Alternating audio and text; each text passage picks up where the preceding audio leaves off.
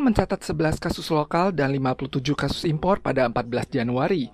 Kasus penularan klaster Union Bank mencakup 3 orang anggota keluarga pegawai bank terdiagnosis. Ada 5 orang yang terjangkit kasus penularan klaster jamuan akhir tahun Union Bank, meliputi pihak restoran dan 3 staf restoran Tasty, serta 2 anak kecil yang menyantap di restoran pada hari itu. Sekolah kejuruan yang terlibat mengumumkan penghentian kelas selama 14 hari. Selain itu, SD dan SMP yang merupakan sekolah pihak yang memiliki kontak juga telah mengumumkan liburan selama 1 hari. Rantai penularan perkumpulan Golden Voice dan staf Bandara Taoyuan juga menyebabkan anggota keluarga seorang sopir taksi positif terdiagnosis. Penderita adalah seorang koki restoran Thailand di Taoyuan yang telah berhenti beroperasi untuk didesinfeksi. Arus pengunjung bandara menjelang liburan Imlek mencapai puncak tertinggi dalam 2 hari ini.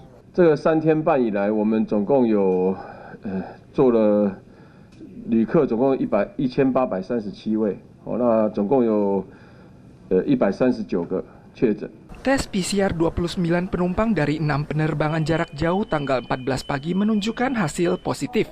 Selama 3,5 hari terakhir sejak tanggal 11, sebanyak 139 kasus positif berhasil terdiagnosis.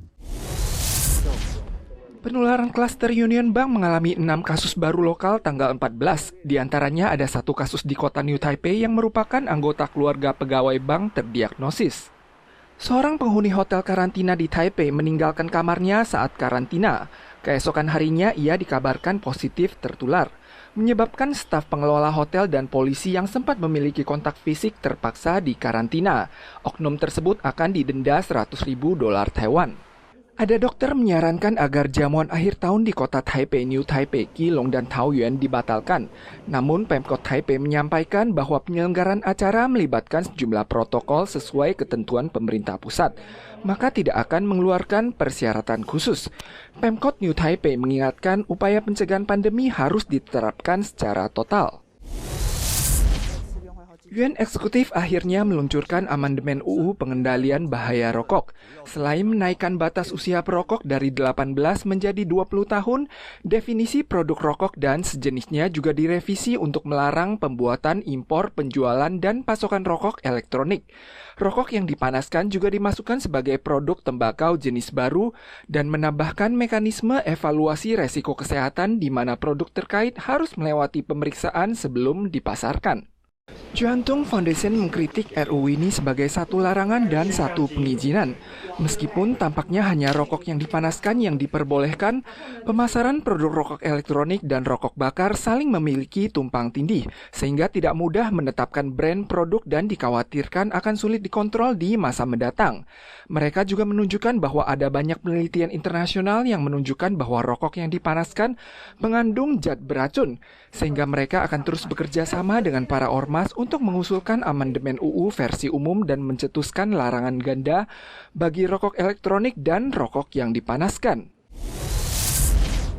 Seorang siswa asing dari Uganda memprotes CCUST tidak memberikan beasiswa setelah ia tiba, bahkan terpaksa menjadi siswa magang pada tengah malam. For the 2 years I have been in Taiwan, I have moved from working over 10 hours a day, spending 3 nights without sleep, eating pai gu fan of $40 NT as a meal for weeks.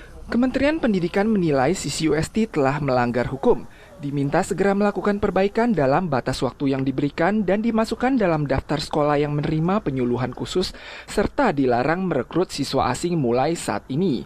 Disampaikan oleh sejumlah ormas, kasus kerja gelap atau lembur melampaui jam kerja kerap dilaporkan terjadi pada kelas program orientasi baru ke arah selatan akhir-akhir ini.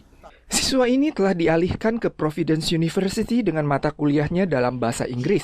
Ormas juga menekankan bahwa Kementerian Pendidikan harus memastikan bahwa pihak sekolah perlu memiliki syarat yang memadai dan hanya dapat menerima siswa asing setelah lulus evaluasi. Program siswa asing yang belum sempat ditinjau di masa lalu harus segera diselidiki agar sektor pendidikan tinggi Taiwan tidak menjadi sarang upaya perdagangan manusia.